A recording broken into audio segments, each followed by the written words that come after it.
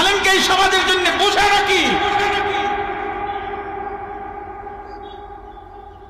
ইমাম সাহেবের কাছে গিয়ে কয়, হুজুর আমার ছেলের জন্য দোয়া করেন, মাস্টার্স কমপ্লিট। কয় কি দোয়া করতাম? কয় একটা ভালো চাকরি যেন পায়। এর এক সপ্তাহ আগে ইমাম সাহেব গিয়া বলে, সভাপতি সাহেব বেতন দেন 10,000 টাকা। ড্যামরায় তো মোটামুটি মনে হয় 30,000 টাকার নিচে কোনো মসজিদে হুজুরের বেতন নাই না?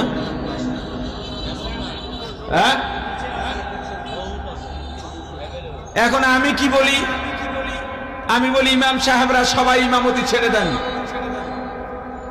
কর্ম করে খেতে, হালাল কর্মে কোনো লজ্জা নাই, বরং স্বাধীনতা আছে। রিক্সা চালান, পারবেন না হুজুর, মানুষ দেখতেও খারাপ দেখা যায়। একটা চা দোকান দেন, 20,000 টাকা পুঁজি লাগবে, ডেইলি 2,000 টাকা কামাই করবেন, মাস শেষে 60,000 টাকা।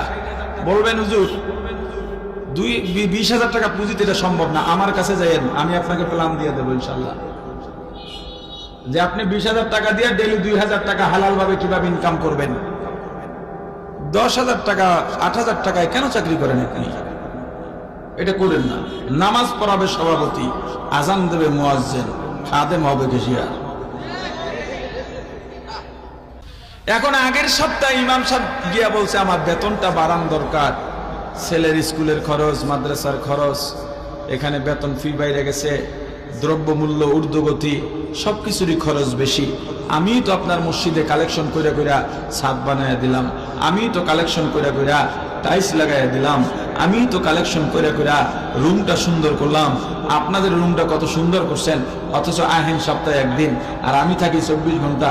আমার রুমটা তেলা পোকায় ভরা, আমার রুমটায় মশায় ভরা, আমার রুমটা ইন্দুরে, এইটা আমার কাপড় কেটে লায়, আছে না নাই?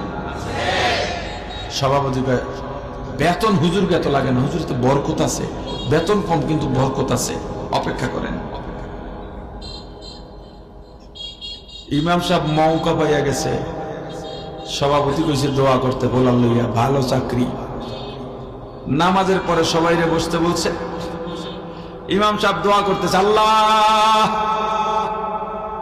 সভাপতি সাহেবের ছেলে এমএ পাস করে বাইরেছে, ভালো একটা চাকরি চাই, আমি কি বলবো? আল্লাহ আমি দোয়া করি আমার মতো একটা ভালো ইমামতি দিয়ে দেন।